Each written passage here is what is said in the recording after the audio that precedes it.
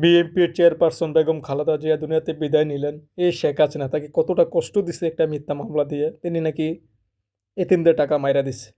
আরে এ তাকে কতটা কষ্ট দিছে জেলে 18 বার সরকারের কাছে আবেদন করতে, ওনার অসুস্থ শরীর বেশি খারাপ, তাকে বিদেশে নিয়ে চিকিৎসা করার দরকার। উনি বারবার তাকে দেশের বাইরে যেতে দেয় নাই। কিন্তু ওনার একটা বক্তব্য আমার এখনও কানে ভাসে। উনি বলছে, আমার দেশের বাইরে কোনো জায়গা নাই, আমার এই দেশ। উনি দেশকে ভালোবাসছেন। জিয়াউর রহমান যেরকম ছিলেন, তার জানাজায় লাখো লাখো মানুষ নাকি কান্না করছে। আজকে দেখলাম, আমি আমি তো জিয়াউর রহমানের দেখি নাই, কিন্তু বেগম খালেদা জিয়ার মৃত্যু দেখলাম।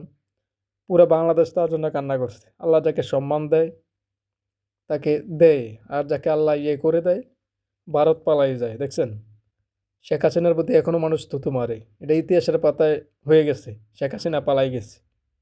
কিন্তু বেগম খালেদা জিয়া জীবনের শেষ মুহূর্তে বাংলাদেশে ছিলেন। উনি কোনোখানে যায় না। উনি বলছে, দেশের বাইরে আমার কোনো ঠিকানা নাই, আমি যদি মরি বাংলাদেশেই মরব।